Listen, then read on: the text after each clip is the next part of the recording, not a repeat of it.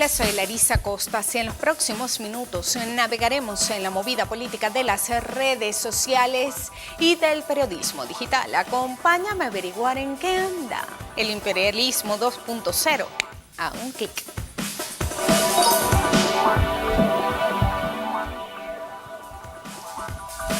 Un artículo que fue publicado por el Correo del Orinoco a principios del año, titulado El factor Kelly y la subversión interna, y suscrito por Carlos Facio, señalaba lo siguiente: a comienzos del año 2015, el Pentágono tenía más de 13.000 elementos de las fuerzas de operaciones especiales desplegados y realizando misiones subversivas y terroristas en más de 75 países, Venezuela incluida.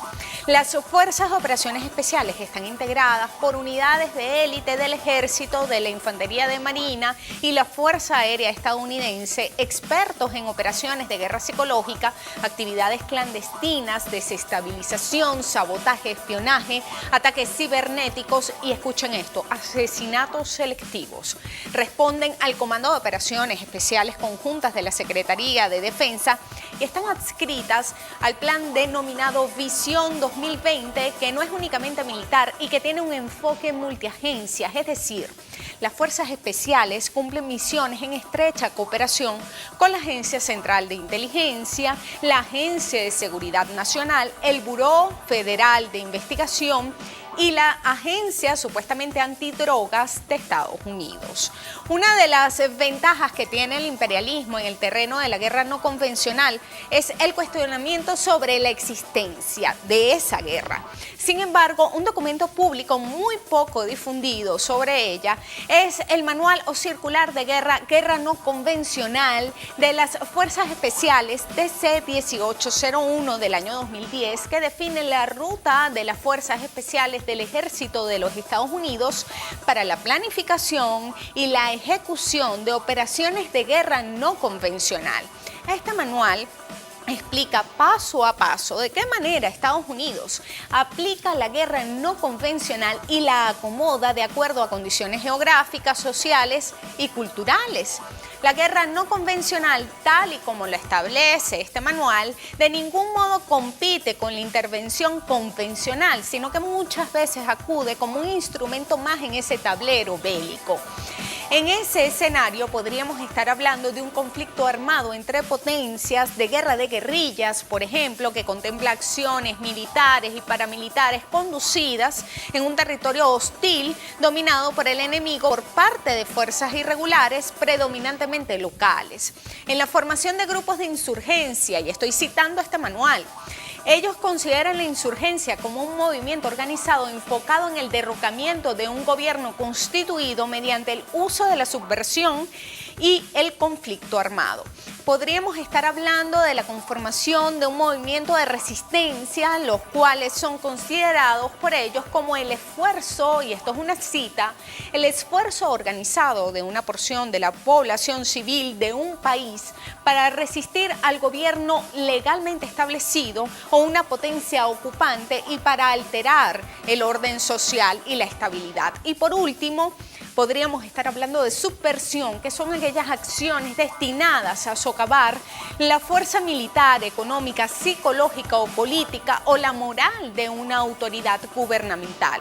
La intención de los esfuerzos de Estados Unidos con la guerra no convencional es explotar las vulnerabilidades políticas, militares, económicas y psicológicas de un poder hostil mediante el desarrollo y sostenimiento de las fuerzas de resistencia para lograr objetivos estratégicos de Estados Unidos. Ellos plantean que la creación de un movimiento de resistencia implica el desarrollo de unas fuerzas underground. Y acudo a esa palabra porque es la que ellos utilizan y estoy tratando, se lo juro, de ser lo más ajustada posible a este documento.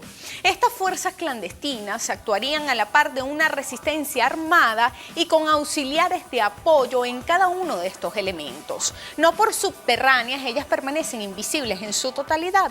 El componente armado de estos grupos solo estará presente si la resistencia trasciende al conflicto. Dicho así por ellos, ambos, me refiero al grupo de la resistencia política y al grupo de la resistencia armada, se enfrentan contra el aparato de seguridad de la nación anfitriona u ocupante. Insisto, cuando utilizo términos como nación anfitriona, me estoy ciñendo a los conceptos del manual. Estos conflictos también incluyen operaciones orientadas a atacar y degradar moralmente al enemigo, que en este caso sería un gobierno legítimamente constituido, así como su cohesión organizacional, su eficiencia operacional y por último buscan separar al enemigo de Estados Unidos de esa población. Con el tiempo, estos ataques mellan la capacidad del gobierno atacado, que terminarán, después de la aplicación de todas estas operaciones, siendo descrito como, y cito, incapaz de ejercer una gobernanza efectiva a la población. El primer paso es romper con la identidad cultural, religiosa, espiritual, étnica tribal de la población a atacar. Esa ruptura es clave para menguar el vínculo entre la población y sus gobernantes. El documento reconoce que un movimiento de resistencia apoyado por los Estados Unidos pasa por la certeza de un maridaje ideológico con Washington y con sus intereses en la región en la que van a atacar. Del liderazgo de la resistencia tiene que existir una disposición genuina de desarrollar el manual para cooperar y colaborar con los Estados Unidos. De allí se desprenden entonces las tres características fundamentales que ellos establecen para esa resistencia. En primer lugar, la voluntad de cooperar con Estados Unidos. En segundo lugar, la compatibilidad ideológica y las capacidades del liderazgo de la resistencia. Una de las características importantes que ellos resaltan de la guerra no convencional es que convierten a los países en laboratorios experimentales, identificando y ejecutando operaciones psicológicas para crear, modificar o reforzar comportamientos deseados por ellos en grupos o individuos destinatarios ya identificados previamente. La provocación, el engaño y la propaganda son parte y son herramientas cotidianas de la guerra no convencional. En el manual se definen las 7 fases o etapas de la guerra no convencional. En primer lugar, la preparación, la resistencia con el apoyo extranjero, es decir, de los Estados Unidos, conduce la preparación psicológica para unificar a la población contra el gobierno establecido o el poder ocupante y preparan a la población para recibir el apoyo del gobierno de los Estados Unidos. Tan bello, ¿verdad? En segundo lugar, el contacto inicial. Las agencias del gobierno de los Estados Unidos coordinan con el gobierno aliado. Ellos se buscan un gobierno cercano que los ayude para proveer de financiamiento, de recursos y hasta refugio a sus agentes dentro de la nación anfitriona.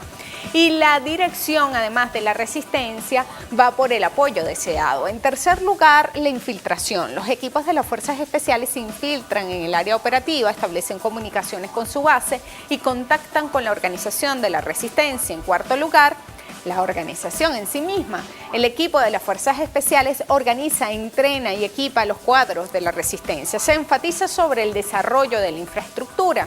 En quinto lugar, el desarrollo progresivo. El equipo de las fuerzas especiales asesora la resistencia para lograr una expansión de la organización que pueda ser realmente efectiva. Pueden realizarse operaciones de combate menores, pero el énfasis se mantendrá en el desarrollo. En sexto lugar, el empleo. Las fuerzas no convencionales conducen las operaciones de combate hasta que se establezcan vínculos con las fuerzas regulares o que cesen las hostilidades. Y en séptimo lugar, la transición, en la que las fuerzas irregulares vuelven al control de la población, pasando a ser una fuerza regular o a desmovilizarse.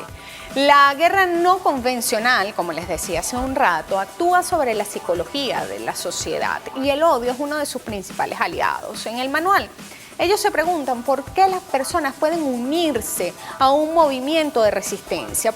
¿Qué es lo que lleva a una persona a sumarse a un grupo con estas características? Más allá del rango de conocimiento que ellos puedan tener o no, las personas que participan allí sobre el papel de los Estados Unidos y cómo los afectan psicológicamente. La respuesta es sorprendente, se trata del odio. Las condiciones intolerables de vida que ellos producen entran en contradicción con el sistema de valores, de intereses, las aspiraciones de vida y van cultivando el odio. A continuación voy a hacer una cita textual del manual.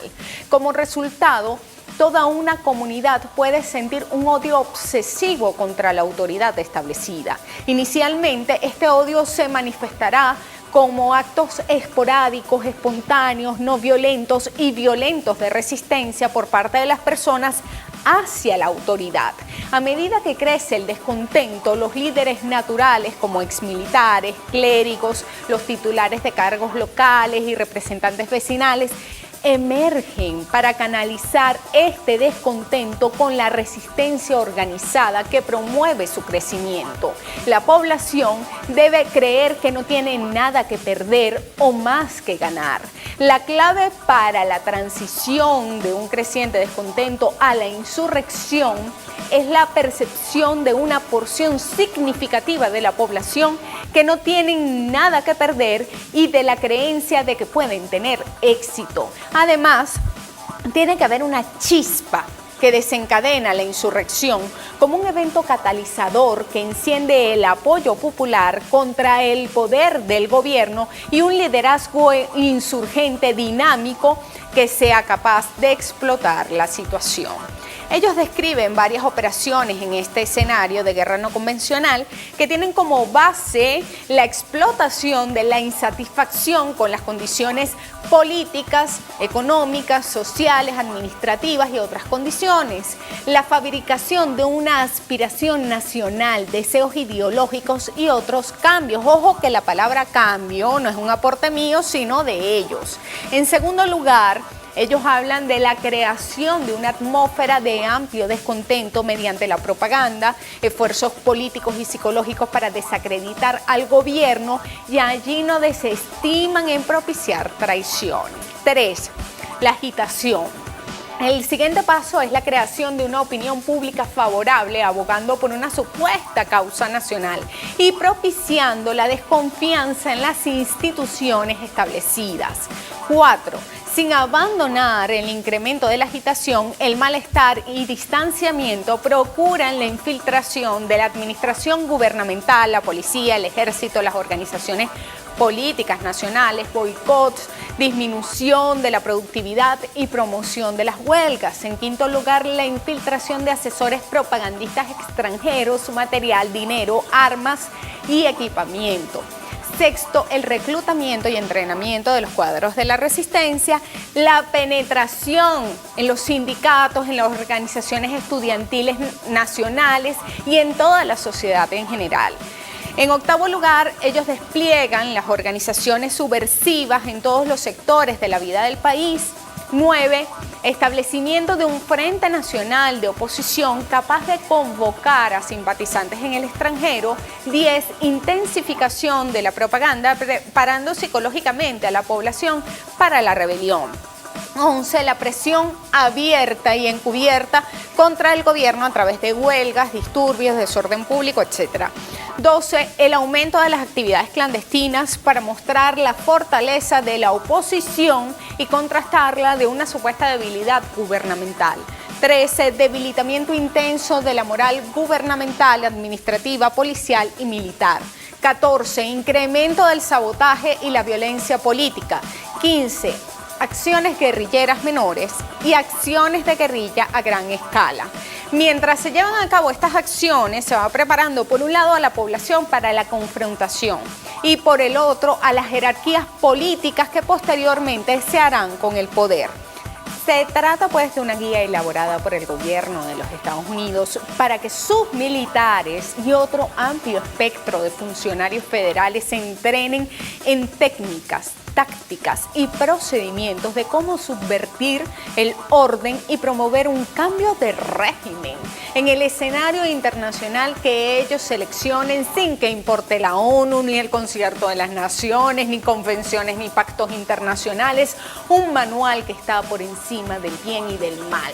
Si contrastamos el guión prefabricado de la TC 1801 y las guerras no convencionales aplicadas con sus variantes locales en Libia, Siria, Venezuela y Ucrania, terminamos erizados de terror. Solo una dirección profundamente revolucionaria que sorprenda por su vínculo profundamente estrecho con el pueblo bolivariano y la comprensión real, además de las necesidades de nuestra población, podrá salvarnos del más grande depredador del planeta, el imperio de los Estados Unidos. Mientras ellos reinciden en el odio y la violencia, nosotros reincidimos en el amor y la esperanza. Hasta el nuevo clic.